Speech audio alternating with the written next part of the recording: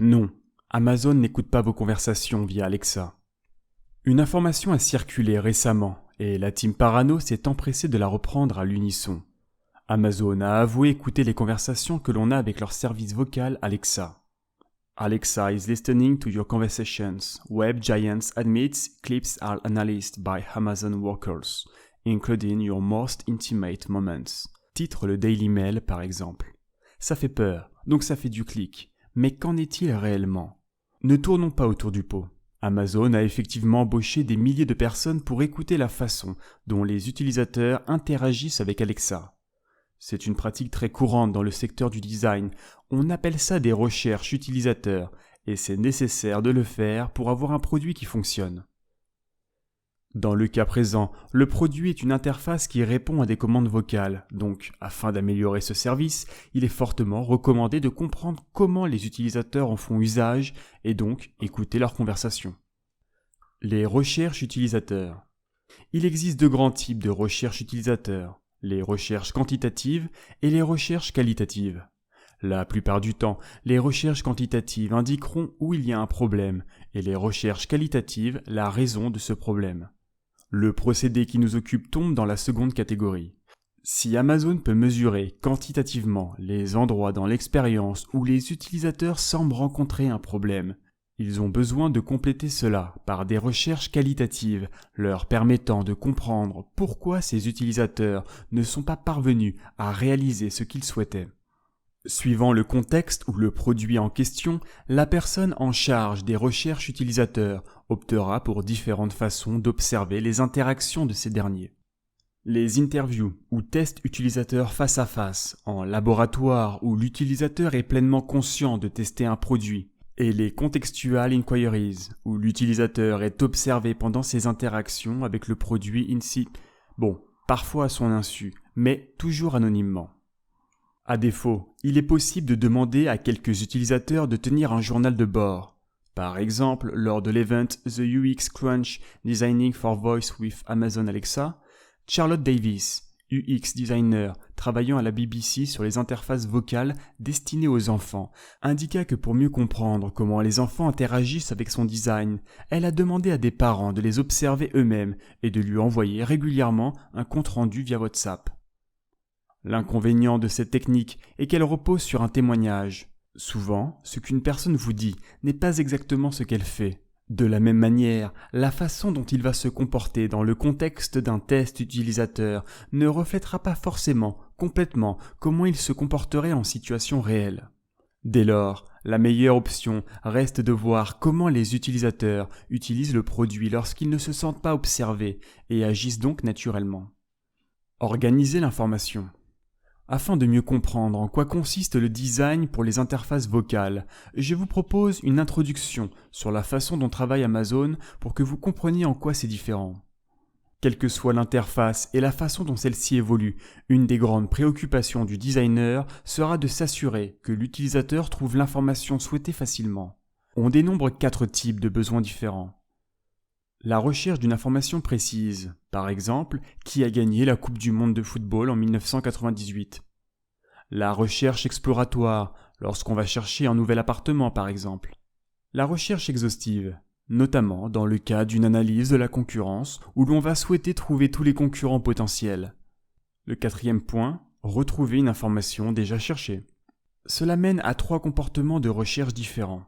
En premier, la navigation, elle sera soutenue par une organisation formelle du contenu dans une arborescence avec des catégories, sous-catégories. Par exemple, si vous cherchez un jean noir pour homme sur un site de e-commerce, vous pourriez vous retrouver à aller dans la section homme, puis pantalon, enfin jean, et vous finirez par filtrer pour n'avoir que les jeans noirs. Le second, la recherche qui, pour être pleinement efficace, utilisera les taxonomies comme les tags. Dans le même exemple, vous utiliserez la barre de recherche et taperez « jean noir ». Si la couleur a bien été prise en compte comme une taxonomie, alors vous devriez avoir une sélection satisfaisante. Le 3e comportement, la demande d'aide. Dans le cas où vous ne trouvez pas votre contenu, en dernière instance, vous chercherez à parler à un humain qui saura interpréter votre question et utiliser l'avantage que lui procurent ces connexions neuronales face à la machine pour penser de façon transversale et vous aiguiller au mieux. Designer les services vocaux. Avec le design vocal, la demande d'aide devient la norme. Les utilisateurs attendent un service avec qui ils peuvent parler naturellement, qui les comprennent et trouvent l'information souhaitée facilement, comme le ferait un humain. Si vous recherchez le titre Survival de Nicolas Jarre, tiré de l'album The Colors of Pomegranate, il y a peu de chances que vous disiez à Alexa « Va sur Spotify »,« Va sur l'artiste Nicolas Jarre »,« Va sur l'album The Colors of Pomegranate » et joue le titre Survival. Vous direz tout simplement « Alexa, joue Survival de Nicolas Jarre sur Spotify ». Cette nouvelle façon de trouver le contenu souhaité repose sur une manière innovante de le penser, liée à l'intelligence artificielle. Lors du même événement UX Crunch tenu chez Amazon, Andrea Mutoni et Seer Solution Architect a livré quelques secrets à ce sujet. Contrairement aux architectures de l'information traditionnelles, où le contenu va être organisé en arborescence à plusieurs niveaux, ici, on pourrait imaginer le contenu comme un paquet de cartes avec un seul niveau. Nouvelle expérience, nouveau jargon, Amazon parlera de skills. Les skills sont aux périphériques vocaux, ce que les apps sont au smartphone. On peut activer ou désactiver un skill comme on le fait avec une app. Par exemple, Spotify est un skill d'Alexa.